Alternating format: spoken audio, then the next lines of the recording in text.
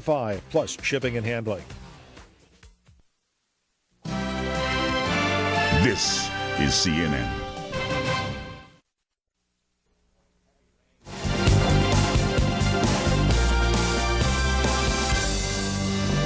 Fighting words from the President of the United States.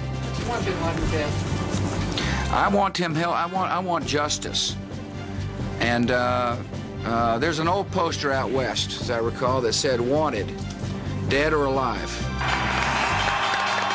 The bell that brought business back to the floor. They took an attack right at the financial capital of America and the world, and we're back. Back, but did investors come along? Undivided loyalty and unrelenting suspicions. Arab Americans say, take a closer look at who we are. We are Americans, and we should not be judged on our looks, on our last names, on the way we dress, on the way we talk.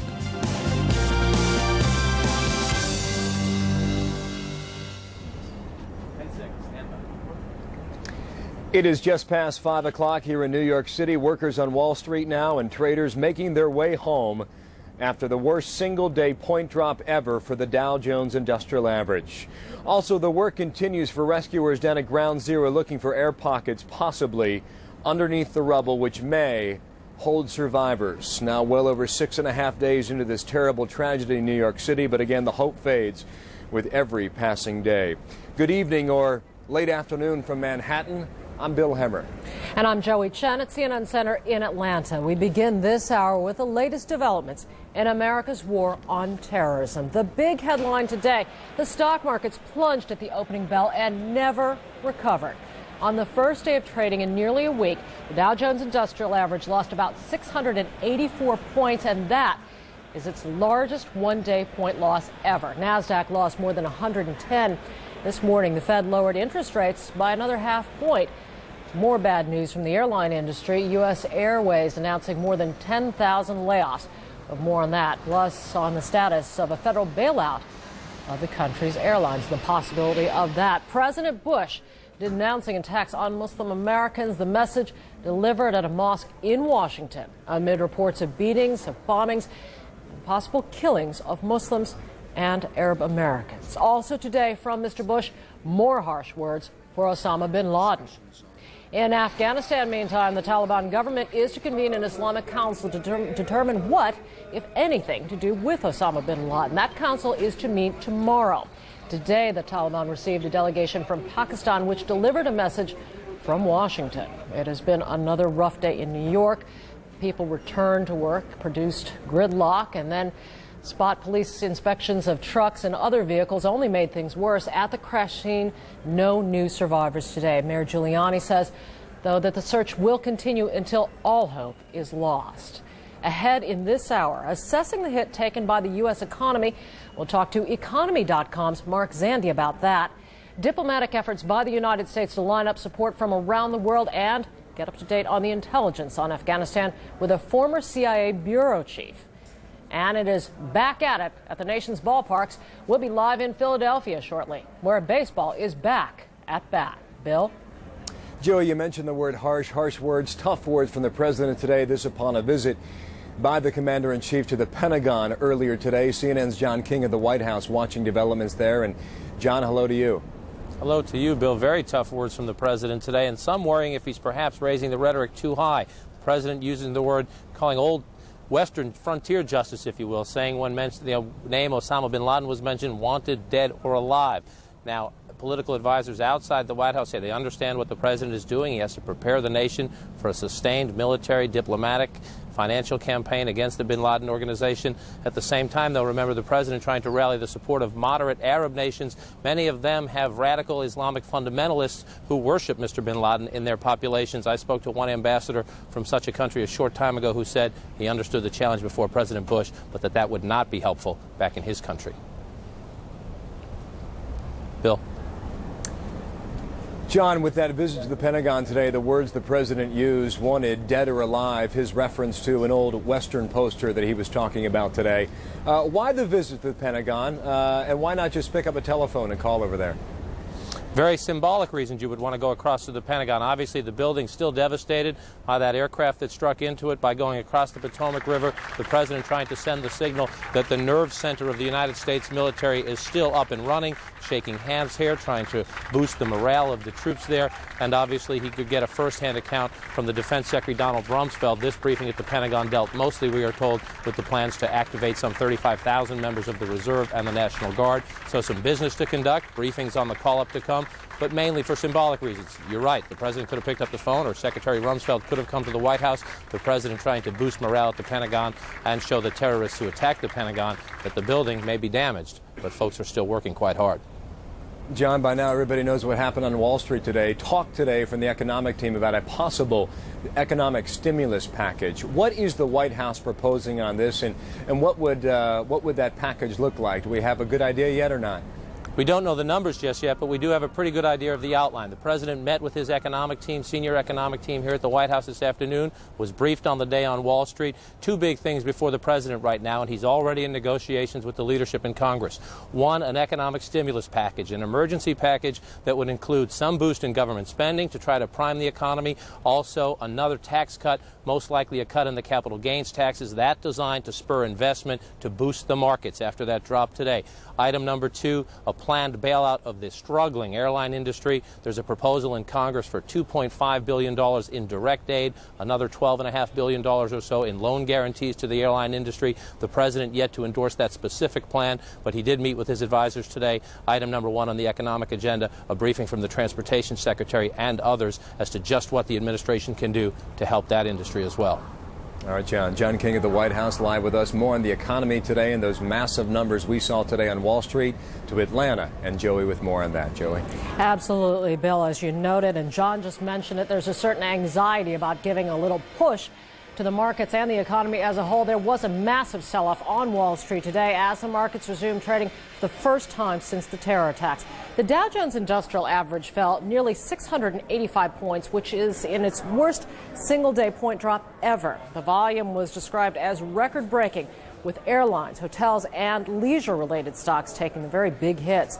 On the broader markets, the Nasdaq tumbled almost 116 points, or close to 7% for its lowest close since October of 1998. CNN's Brooks Jackson now looks at Wall Street's day and what the results might mean for the whole economy.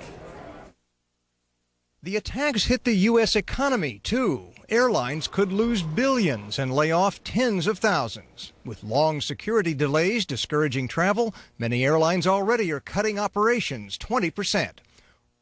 Orders for new airliners could suffer. Boeing's stock plunged as the market reopened with a big loss. Hotels braced for a reduction in travel business.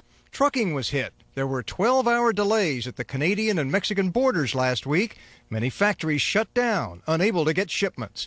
As America mourned, stores emptied.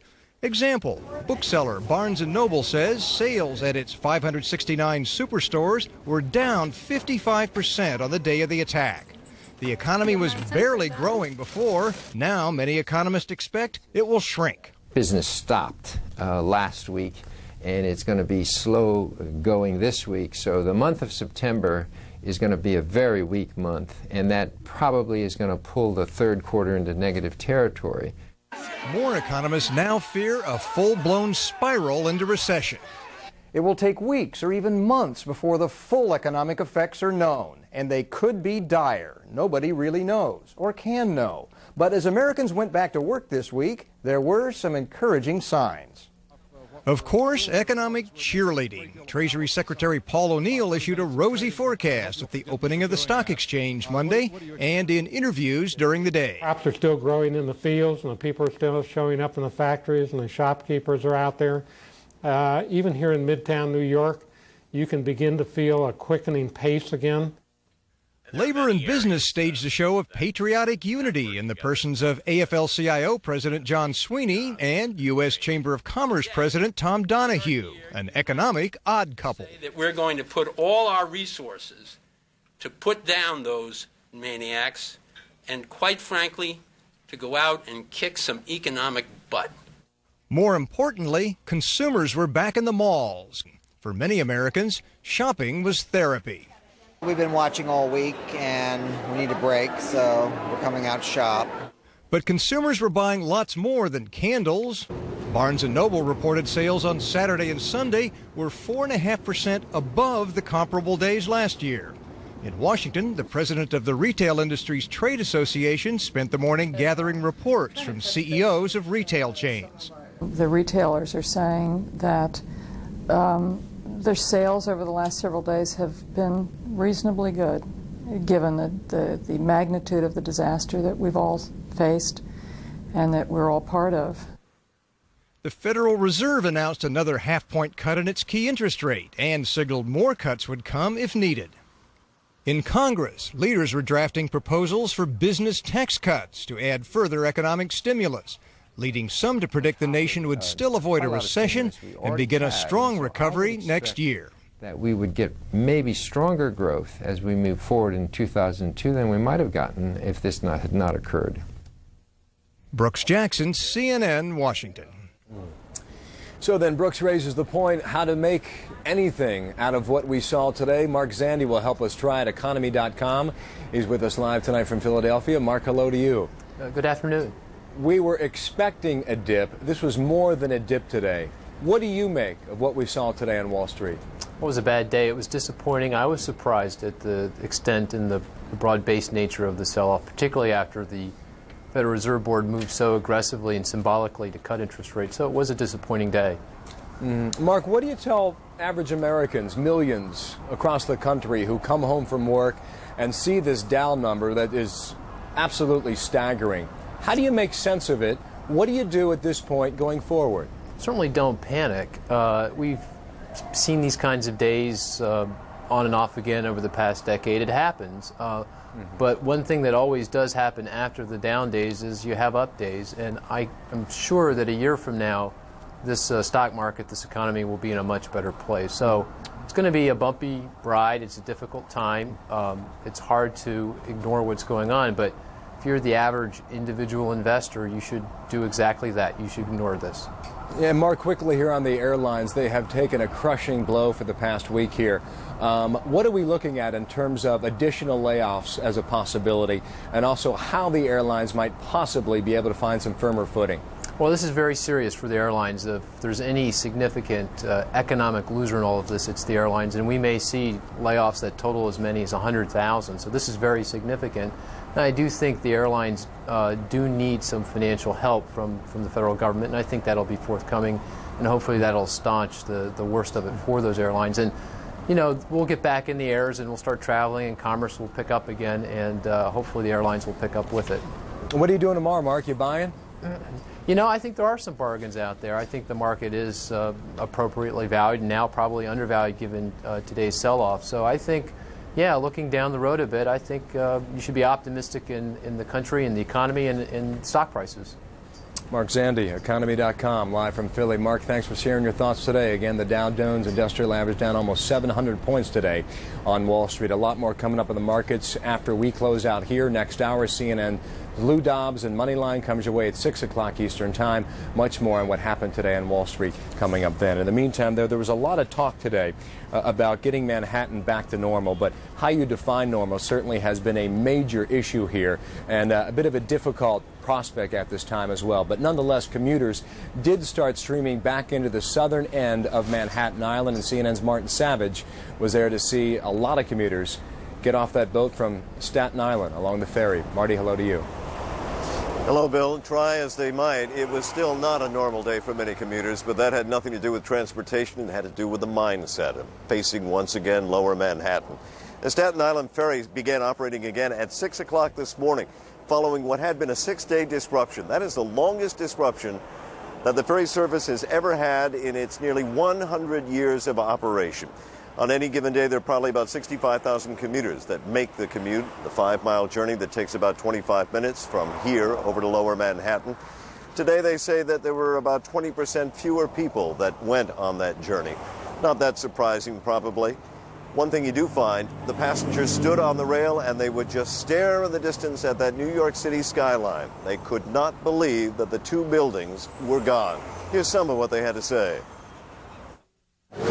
It gives me just like a very bad feeling of like somebody has really invaded us, and just like if someone came into your home and stole something from you, I guess. The last time I was on the ferry, the buildings were there, and so my heart just aches. That's the only way I can describe it. It just aches. It's like a nightmare. It really is. There's nothing there no more. There's nothing. It's all gone. One thing that the officials of the Staten Island Ferry point out is that the ferry did continue to operate last week. Didn't take passengers. It did take emergency personnel and equipment. Now they say they're back to normal, a 24/7 schedule. One thing has changed, though. Prior to the disaster, they used to take vehicles on board the Staten Island Ferry. They say they won't be taking vehicles now for the foreseeable future. One more change in what has been a lot of changes here in New York and across the nation. Bill? They cannot stop staring, and neither can we. Marty Savage, south end of Manhattan. Thank you, Marty. I want to take you down to the area that's known as the Zone, or some people calling it the Pile, others Ground Zero. CNN's Gary Tuchman about 2 blocks away from the World Trade Center, where some of the more brutal work is being done here in New York City. Gary, hello to you. Bill, hello to you. The search continues for survivors, but all they are finding is the dead. The smoke continues to rise behind me. Excuse me, the air still has a stench. It's one of the reasons we cough occasionally. They're still looking for missing people, the number 4,957. A short time ago, I was on top of a 40-story building here, just a block away from where I'm standing right now. I looked to the north, and I saw the gleaming structure of the Empire State Building under the peaceful blue sky. I looked to the south and reflexively expected to see the World Trade Center. Instead, just saw this smoky cauldron, which we've now seen for 6 days, which is still, frankly, very hard to believe. Regarding the search for victims, the search for possible survivors, there are 6 levels underneath the World Trade Center building. It's about 120 feet from the ground level to the bottom. According to police officials we've talked with, they have searched much of it. They have not found one survivor, but there are certain parts underneath the rubble they cannot get to because it is simply too dangerous. If there was a reasonable expectation that searchers would not get hurt, they would do it. However, they feel there's a reasonable expectation that searchers would get hurt or possibly get killed, so they can't get to those areas. They tried to get to them from underground, but the subway tunnels where they were going in through were flooded. That's the scenario. One of the searchers is a gentleman by the name of Sergeant Antonio Scannello. Sergeant Scannello is on a Port Authority police squadron of 9 people. 6 of his people are missing. There are 3 of them left. He is still continuing in the search, and we talked to him about it. I lost my whole working squad was working that day, and many of my good friends are in there. How do you cope?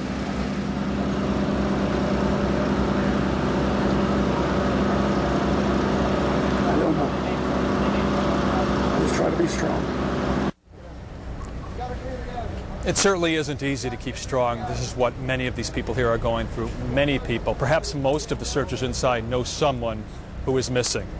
They've also been told by their bosses here, most of the people participating in the search, that they must take a day off as soon as possible. They're not being told they should take a day off. They're being told they must, not only for their well-being, but they think it'll also help the search. There are a lot more people here than they need. There are people to replace them, and they want people to be as fresh as they can possibly be. Bill, back to you. Gary, quickly here, the mayor today mentioned something. He's mentioned it a few days ago, too, but he mentioned the possibility that some bodies will never be located and never found inside that rubble behind you. Are many people down there that you have conversations with prepared for that possibility? I think that's what officials are trying to do, is prepare people for that possibility. Because of the fact that nearly 5,000 people are missing, it's not only very likely, it's completely probable that many of the victims will never be found. That's very bad news. But we must emphasize that they really do still believe it's possible for survivors to be there. They are hoping for a lucky break where they could find a survivor. One thing I want to mention to you, one story we heard from a police officer. They got deep underground. They saw a car under there. They saw a body inside the car, and it was someone who had passed away. They were hoping it would have been a survivor. Another story. Gary Tuchman from what is known as Ground Zero with us today, and I can attest, Gary, that the choking sensation you get there after being on Wall Street throughout the day today, that smoke drifts in, and sometimes it can be pungent, gets in your eyes, and once it gets in your lungs, too, you can end up choking quite a bit for quite a long time, and indeed the masks that people have been using throughout this entire operation are needed in many, many cases. Back to Atlanta. More coming up shortly here in New York. Here's Joey, though. Joey. Bill, ahead here, the diplomatic efforts to build support for attacks against terrorists, what Pakistan has done to try to assist the United States. And later, a Russian expert on fighting a war inside Afghanistan talks about the dangers, potential dangers to U.S. troops.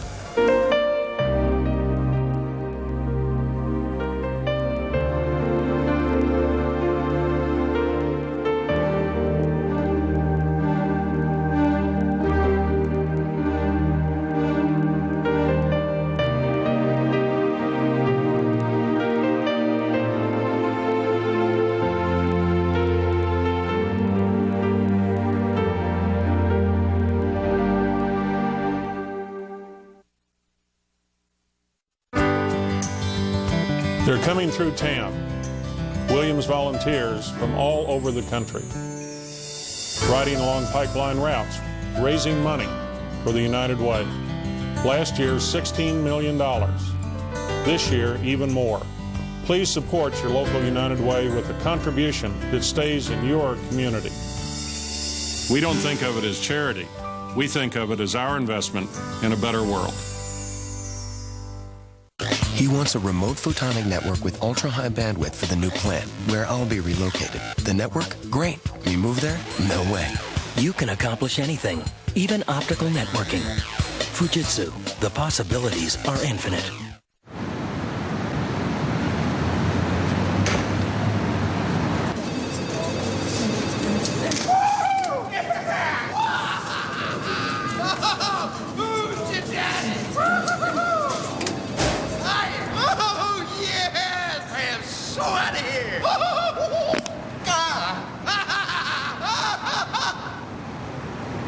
Want a job that makes you happy? Post your resume now. Monster.com. You the monster. Osama bin Laden is a prime suspect, and the people who house him, encourage him, provide food, comfort, or money are on notice. Today, Washington's message was formally put to the Taliban by a delegation from Pakistan. CNN's Mike Chinoy is in the Pakistani capital, Islamabad. Amid heightened security and growing tension at home, Pakistan's government waited for news of its last-ditch effort to avoid war. In the southern Afghan city of Kandahar, a team from Pakistan's military intelligence service delivered a blunt message to the Taliban: hand over Osama bin Laden and his associates or face the consequences. We hope that the government of Afghanistan will act with responsibility in the terribly grave situation raised by these horrendous terrorist attacks. If anyone can influence the Taliban, it's the ISI, Pakistani military intelligence, which played a key role during Afghanistan's civil war in helping the Taliban seize and hold power. Now, though, as President Pervez Musharraf moves to ally his government with Washington, officials here are unclear whether the Taliban will listen to them. The assumption that Pakistan is in a position to exercise complete influence is flawed in our opinion. We have constantly pointed out to our friends that we have diplomatic relations, but that doesn't necessarily translate into great influence. Meanwhile, the government has already responded to one U.S. request, closing its borders with Afghanistan, keeping growing numbers of refugees at bay, and halting shipments of everything but food. The government's stance has stirred sharp opposition in some quarters here, especially from Islamic fundamentalists, many of whom have close links with the Taliban. Demonstrations against President Musharraf have broken out in several cities. There are fears things could get worse. It could be pretty destabilizing. It will begin in the northern areas, between the border areas of Balochistan and the frontier. And if the conflict is long drawn out, it will spill over into the streets of Lahore and Karachi and the urban areas. And at that time, General Musharraf and this government will be hard-pressed. The government knows this and has reportedly asked the U.S. for large-scale economic aid and political support in return. But that may not be enough to prevent turmoil in the streets or possible reprisal attacks by Taliban or bin Laden supporters. as Pakistan chooses sides in this new war against terrorism. Mike Chinoy, CNN, Islamabad, Pakistan. On the other hand, the United States will not get military support from another country which neighbors Afghanistan. Iran's foreign minister told CNN today the United States should not punish a country while trying to punish terrorists. And in Washington today, Secretary of State Colin Powell said it will not be enough to get at Osama bin Laden. Osama bin Laden is the chairman of a holding company, and within that holding company are terrorist cells and organizations in dozens of countries around the world, any one of them capable of committing a terrorist act. So it is not enough to get one individual, although we'll start with that one individual. It will not be over until we have gotten into the inside of this organization, inside its decision cycle, inside its planning cycle, inside its execution capability, and until we have neutralized and destroyed it. Joining us now with the latest from the State Department is CNN's Andrea Koppel. Andrea, follow up on this a little bit. How clear is Pakistan's support for the United States? How clear is it that Pakistan is on board?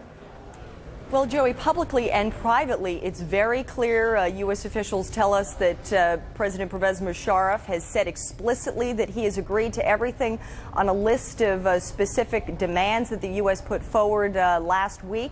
And they're taking him at his word. But really, we'll have to see whether or not they follow through on those specific requests when a U.S. delegation travels to Pakistan in coming days to give them more details. We have talked about other elements to all of this. Talk to us about the next diplomatic steps. What other nations need to be on board? What else is the State Department working toward here? Well, there are a number of pieces to this diplomatic puzzle. One of the biggest pieces is within the Arab world in countries like Morocco, Egypt, Saudi Arabia. Why are they important? Well, you heard Secretary Powell talk about those holding companies, those terrorist cells. Many of them operate on the soil of these countries in the Arab world. The U.S. needs them to shut them down, to cut off all financial support that go from those cells to the Taliban, to bin Laden's network in Afghanistan. There's a second portion to that. Many of those countries are Islamic. The U.S. needs it to be made very clear that this is not the U.S. against bin Laden because he's Islamic. This is a law enforcement issue. This is an act of terrorism. Countries like Saudi Arabia, which are known as the Mecca for many of the holiest sites in the Islamic world, need to come out publicly and say that this is not East against West. This is the international community against acts of terrorism. It's a message that should be reinforced later this week when the Saudi foreign minister comes here to Washington.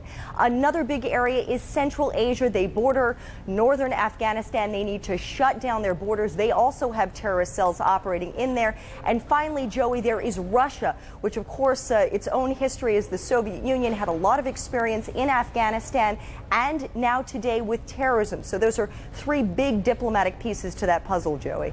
CNN's Andrea Koppel at the State Department for us. When we talk about Afghanistan, we're talking about a country that is largely unfamiliar to most of us. To try to add to our knowledge, we've invited on board with us Frank Anderson, former chief of the CIA's Afghan Task Force. We understand that that was your role in the 1990s when bin Laden's influence was growing within Afghanistan. I'm wondering if you can tell us, give us some insight. We've heard a great deal about his strengths there. What are his weaknesses?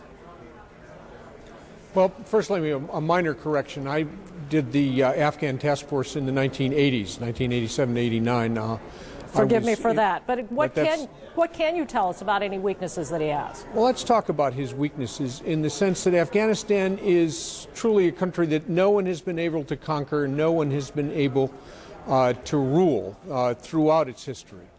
The Taliban are Osama bin Laden's only protectors, or his hosts, to the extent that he has protectors in Afghanistan. And while they do control some 95% of the territory of Afghanistan, they're a long way from having real secure control over the country, and they're a long way from being truly united.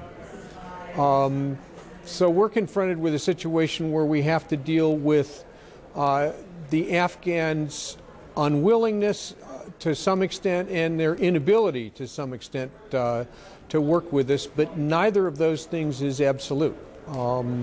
But I think you're going away from where I started with you, which I think is, all right, you have outlined to us some of the fragile nature of the host country, or what we believe to be the host country for Osama bin Laden. But for him himself, does he have particular frailty?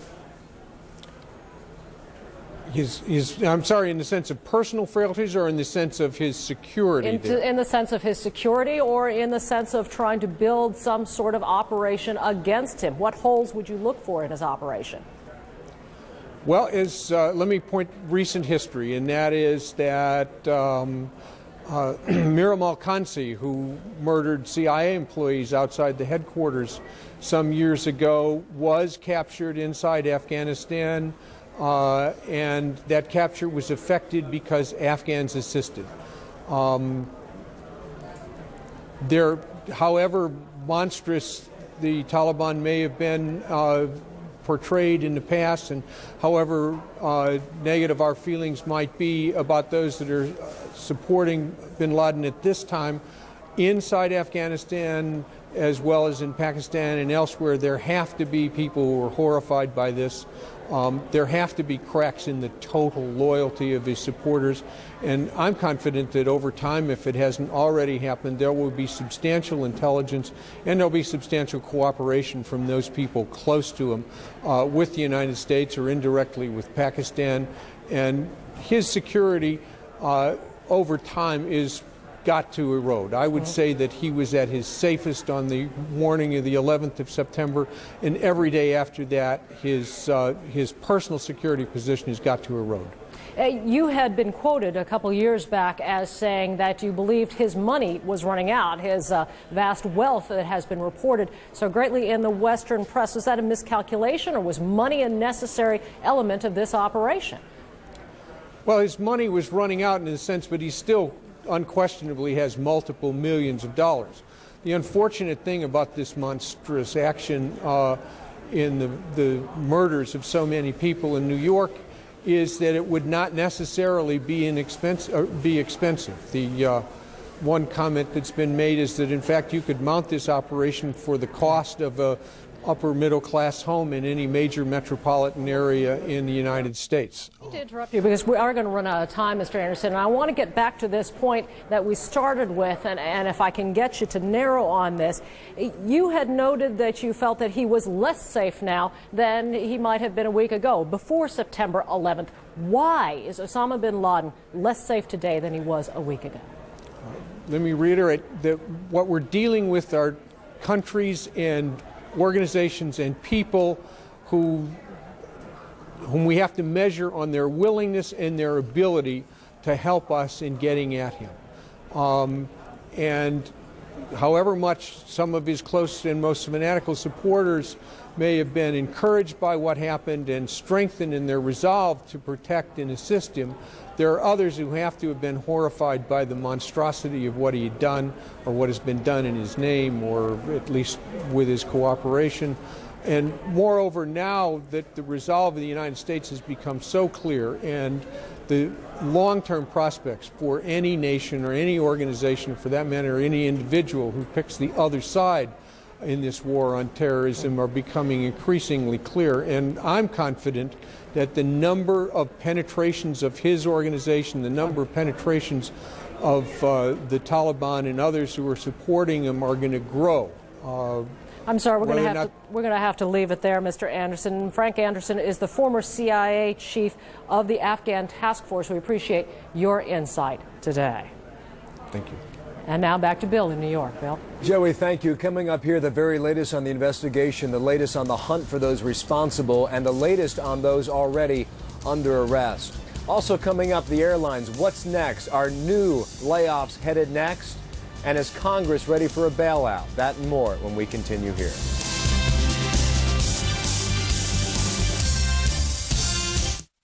The search for life and loved ones continues as President Bush promises victory against terrorism. For complete coverage, stay with CNN. There are 2 easy ways to order pay-per-view from Dish On Demand. With your remote, or for $1 more, use our Touchstone ordering system.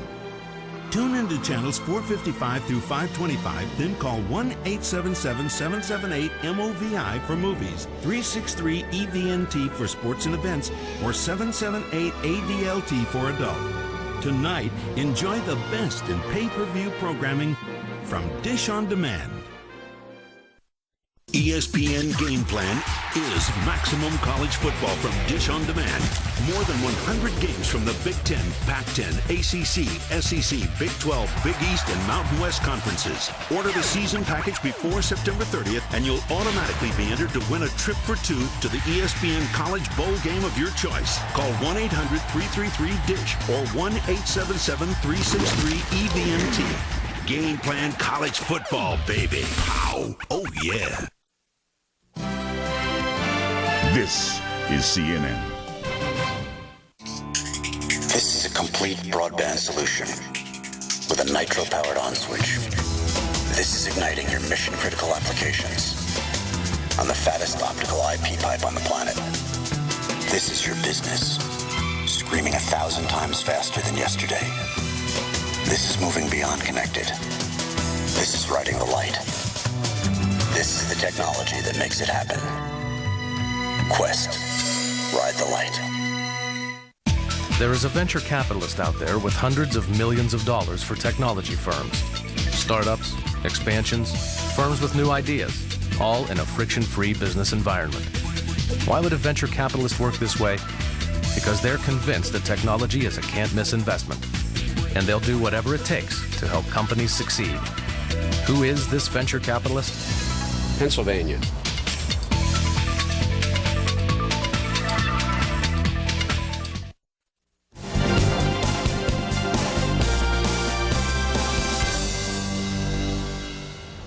Once again, welcome back to New York City. I'm Bill Hemmer. More coming up from here, but first to Joey Chen in Atlanta and the latest developments thus far today. Joey?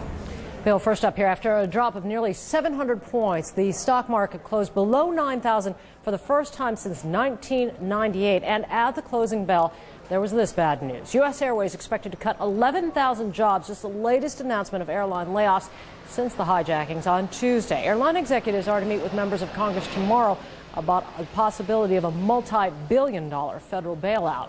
The FBI is now investigating 40 apparent attacks aimed at Muslim Americans as the possible hate crimes. One of the attacks occurred overnight in Ohio when a man allegedly plowed his car into a mosque. However, he injured no one but himself. President Bush says the country will not stand for intimidation of Muslim Americans. Also today from President Bush, more harsh words for Osama bin Laden. Mr. Bush says bin Laden remains the government's #1 suspect for the terror attacks last Tuesday that claimed thousands of lives. The president said America will win the war on terrorism, but warned there will be costs.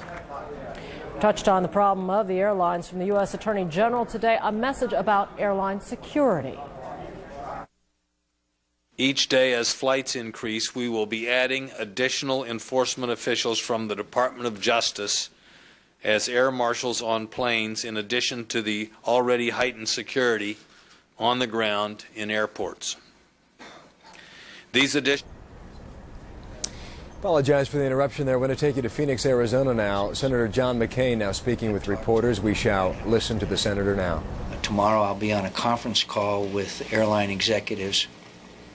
And I think that it's important that the government act to assist the airlines and keep them from going out of business. It's a serious situation, obviously, that has been made dramatically worse by the acts of terror. So I would anticipate by the end of this week, when I go back to Washington, that we should be putting together some package of assistance to the airlines. What will that entail? How much? It's a variety of proposals, and we haven't gotten to the point yet of exactly what that package would be.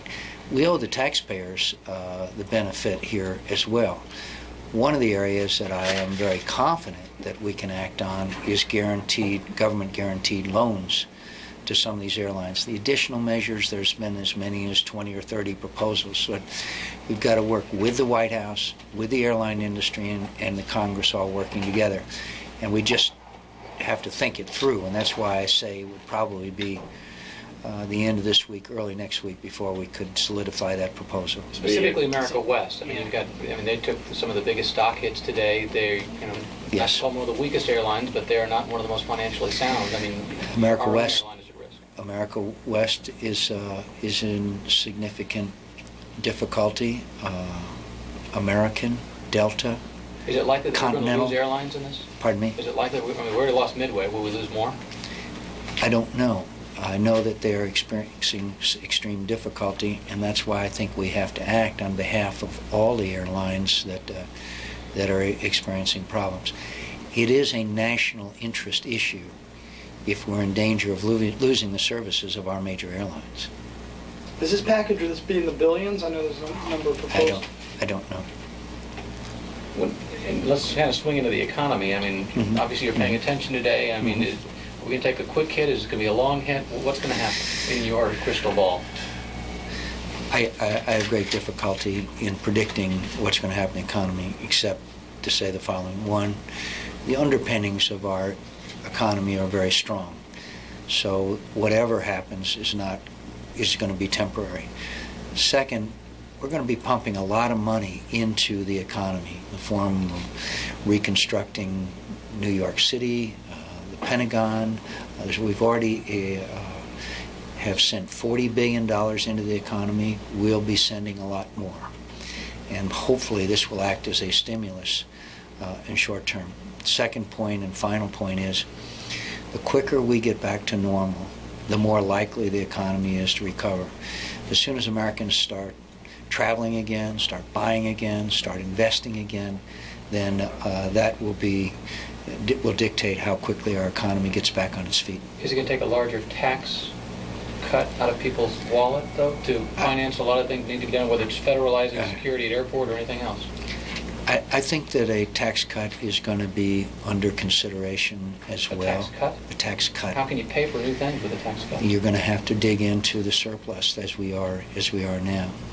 I think to increase taxes at this time would be a terrible mistake. So we may have to look at that. I think that literally every option in order to stimulate the economy is on the table. Senator, what have you gleaned from your visit around the Valley today? What are the mood of the residents? I know you met with the firefighters. The mood is one of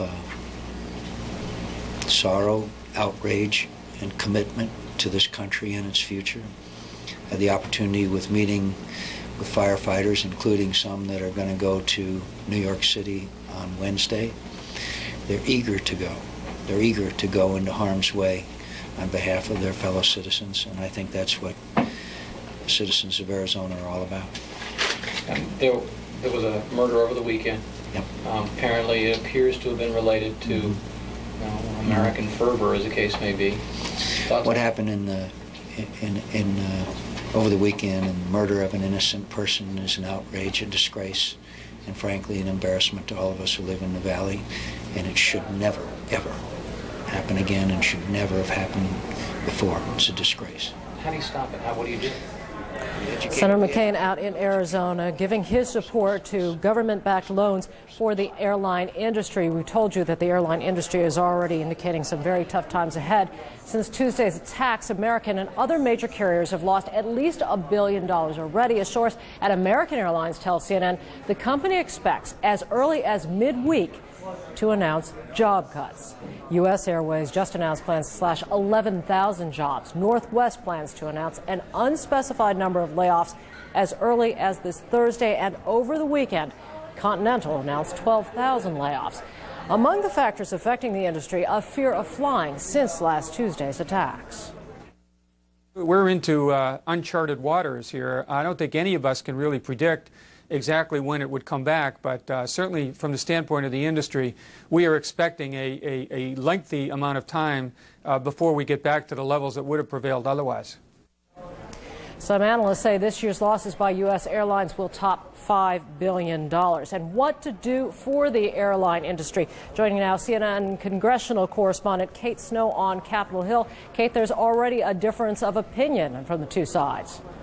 Well, there is, Joey. I mean, the consensus is that something probably needs to be done for the airlines, but I can tell you that there's a bit of a difference when it comes to the price tag. What we're learning today is that the senior-most Democrat on the House Transportation Committee, Mr. Oberstar, is talking now about twice as much money for the airlines than what was being talked about just 2 days ago. Mr. Oberstar now talking about providing $5 billion in direct cash payments to the airlines, and then on top of that, other additional loan guarantees, and they're even now looking at things like repealing the jet fuel tax that airlines have to pay.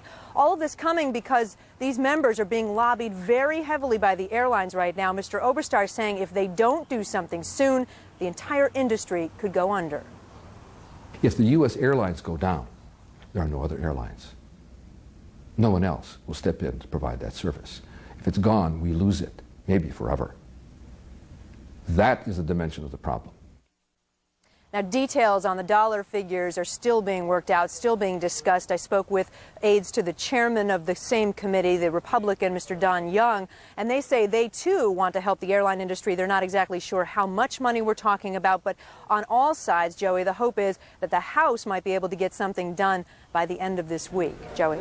Okay, you know, I've been listening earlier in the day. We heard here on CNN Leo Mullen of Delta Airlines talking about his concerns and trying to balance it out. I suspect that the airline industry needs to follow a very fine line. Mr. Mullen was talking about, hey, part of the issue here is that airlines have such large fixed costs, and that is one of their immediate concerns about the money. Well, yes, and they were in bad shape, Joey, before anything happened last Tuesday. We've been told by industry associations that they were already in the red to the tune of some $6 billion. So now asking for $5 billion seems to make sense because not only were they already in the red, but now obviously things have gotten much worse for these airlines. I should tell you, though, there is some note of caution coming, Joey, from both some members of the House. I just spoke with Lloyd Doggett, who's a member of the House, a Democrat from Texas, who tells me he was one of the people the other night who expressed some caution about this. He says he's getting a lot of phone calls now from the airline industry. His concern, though, and some others' concerns on the Senate side as well, is that we shouldn't rush into this, that Congress needs to make sure that they're not giving the airline industry help at the expense of other industries. There are going to be a lot of needs out there, a lot of members are saying, and they want to make sure that this is the right way to do it and not rush into things. Joey? On Capitol Hill, CNN's Kate Snow. Bill? Joey, thank you. Back to the investigation now. There are 4 people said to be material witnesses under arrest right now. That, according to the FBI and other law enforcement officials. To Washington and CNN's Eileen O'Connor, where there is more news about at least one of these 4. Eileen, good evening to you. Good evening, Bill. Well, sources say that there are also a lot more of those material witness arrest warrants out there. And more FBI, ATF, INS, and customs agents are working this case in conjunction with local law enforcement. They are finding links between these hijackings and past attacks against the United States, its embassies, or military installations linked to Osama bin Laden. In custody is Zacarias Moussaoui, Habib Zacarias Moussaoui, who came into the United States in February on a student visa for flight school. He was picked up by the INS on August 17th on a visa violation. He was still in custody in Minneapolis when the attacks on the Pentagon and the World Trade Center happened, and he's now been transferred to New York for questioning, where sources say he is not cooperating. He was studying, according to sources, at a flight school in Oklahoma. Another person linked to Osama bin Laden studied at that same school. Now, we saw in New York in an earlier trial testimony by government-protected witnesses that were in the trial of bin Laden for those bombings of the U.S. embassies in Tanzania and Kenya. That testimony indicated that Ihab Ali had trained as a pilot at the request of bin Laden. Ali, currently in custody, in federal custody, held on charges relating to that case, took flying lessons in Norman, Oklahoma as well. So there's a critical link. Sources say that they are looking at that link very closely. They've been searching buildings where others associated but never brought to trial for those embassy attacks lived. Now, the strategy of training pilots to execute terrorist acts was uncovered during that embassy bombing trial, and that strategy appears to have been repeated in preparation for the attack on the Pentagon and the World Trade Center. Hani Hanjour, one of the dead Pentagon hijackers, studied here in May at Freeway Airport in Bowie, Maryland, 25 miles from Washington, D.C., and the White House. To take a look inside just to get the general look and feel of this type of trainer. Hanjour wanted to rent a Cessna 172, says owner Marcel Bernard, but he needed to prove he was good enough and went up 3 times with 2 instructors. On the last flight, they made it clear to him that they felt that his overall proficiency was so poor that they were going to insist that he do a little more flying with us and get some additional training before they would allow him to rent our aircraft. Hanjour didn't come back, and while landing a Cessna is far different from landing a 757, Bernard says keeping it in the air isn't. We believe that even though he didn't necessarily have experience in jets, that once the airplane was airborne, that he could have easily pointed it in any direction he wanted to, and crash it into a building or whatever would be a real feasibility, real possibility. A real possibility that turned into a tragic reality. Bill? Yeah. Eileen O'Connor, fascinating information. Eileen, thank you. Back here in New York City, many people thought this could be a day that returned to a sense of normalcy, however your definition of normal may be. CNN's Richard Roth talking with a lot of people flooding back into Manhattan for work today. Richard's near the Brooklyn Bridge with us now. Richard, hello. Well, not exactly the bridge, but in the canyons of Wall Street, the venerable canyons, a place where business can tend to be a little ruthless. There are a lot of emotions here. From where I'm standing, you really can't see what would have been the World Trade Center anyway, due to these tall buildings, but they were not forgotten by many of the Wall Street pros here. Fear is always a big emotion here on Wall Street, but there was an extra component today. Everyone was very jittery, but there was more than just regarding money. They were concerned about what had happened, and many thought the stock exchange and other buildings could be a possible target. There was nervousness, people were uncomfortable, there was a lot of anxiety. There were scenes on the streets of Wall Street never really witnessed before by veterans here, soldiers and police on every street. Streets empty of trucks and cars, and everybody wearing a mask to ward off the effects of the smoke from the tower's rubble. A few blocks away, with American flags flying everywhere here, Wall Streeters did the best they could to cope with the trauma of the first day of trading. As soon as I got into my building, made sure I checked the fire escapes and the fire exits to make sure that I knew the way out. First day back, I think it's pretty nerve-wracking. A lot of people I see walking around having their faces like me covered. I think a little anxious, though. Coming in and watching National Guard troops on the street feels like you're watching something out of another newsreel from another country. One man said he was not going to look up through the side streets at where the towers would have been. Another said he didn't really want to be here, but felt there would be unity in showing up. And another, after the close of trading with the Dow Jones down over more than 600 points, bitterly said, I'm not disappointed. What's to be disappointed about? There are a lot of other important things to worry about. Bill? Richard, thank you. A lot of tears and a lot of emotion this morning and throughout the day on Wall Street. Richard Roth on Wall Street with us tonight. We talked about the word normal. Let's bring in CNN's Jeff Greenfield for a closer look at what we mean when we talk about this word. Jeff, good evening to you here. New Yorkers thought this was the day to get back to business, get back to work day. That seemed to be the theme that was taking root over the weekend and into the morning. What do you think of when we try and define this word normal in a case like this? I think that in the next couple of days we're going to get back to normal, and it will be absolutely not normal in the way we thought about it up until last Tuesday, and never will be again. We're starting baseball again tonight. That's fine. But people are going to be waiting online, I think, for long periods of time to be searched. And to be blunt, I think a lot of people who are sitting in those stadiums with thousands of people are going to wonder, could this be a target? The television shows are getting back to normal, but who thinks that we're ever going to have the kind of mocking political commentary and kind of mocking of our leaders that we've had over the last 20 years? How do you do that kind of humor in this context? People went back to Wall Street today, but not only was it different in terms of what happened in the market, but as we just heard, the whole mood is different. Whoever thought that a stockbroker or a trader was going to have to go down and pass a series of checkpoints? Normal as we... With the National Guard there on the streets. With the National Guard on the street, with sky marshals on airplanes. They're flying today, but is anybody in an airplane in the same emotional state that they would have been in 6 days ago when their biggest concern was how much am I going to be delayed? The world's changed so much that you have to kind of go back and start looking at how how people manage to have something of a normal life in other times. In World War II, people laughed, people listened to radio comedians, people went to the movies, and that was at a time when what they were worried about were their sons and fathers and brothers overseas, not about their own personal safety. In the 4 days I've been here in New York, it strikes me so many times throughout the course of our day as we run around in different parts of Manhattan.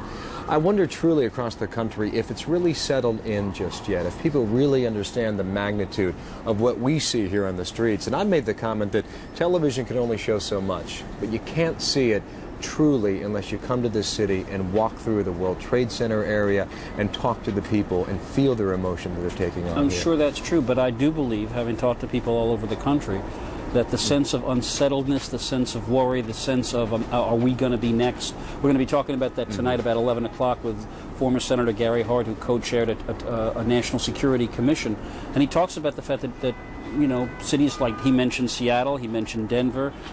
Why assume that if you're not living in New York, you're safe? And that's the great unsettledness that our leaders and the people as a whole have to come to grips with. We have to find a way to go about our lives, to love, to work, to play, and at the same time we're under a shadow that we never thought we'd be under. You mentioned baseball. It will be a welcome distraction, I think, for a lot of people tonight.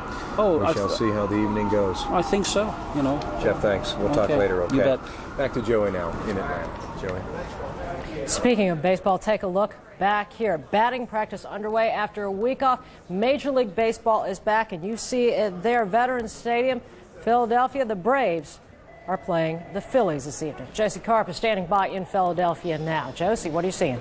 Joey, in total, 6 games will be played for Major League Baseball tonight. One is here at Veterans Stadium. About 20 to 30,000 fans are expected here, and those fans, of course, are going to be subjected to much tighter security than normal. And one of the most obvious signs of that increased security has to be the increase in uniformed police officers, both inside and also outside the stadium. Outside the stadium, the number of uniformed police officers is expected to be triple what it normally is. Also, fans aren't allowed to bring in large coolers and bags. The bags that they are allowed to bring in are subjected to search. In addition, parking has been restricted within 100 feet of all stadiums. These are all of the restrictions that are put in place, Joey, and it's against this backdrop that the Phillies and the Braves are doing what so many Americans did today, and that's pretty much go back to work. Back to you.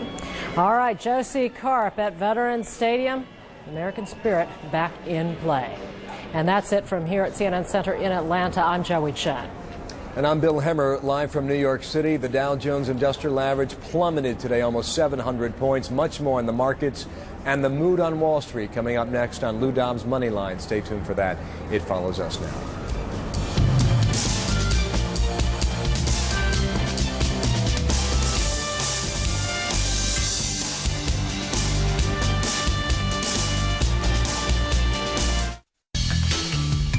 Refinancing your mortgage may be easier than you think.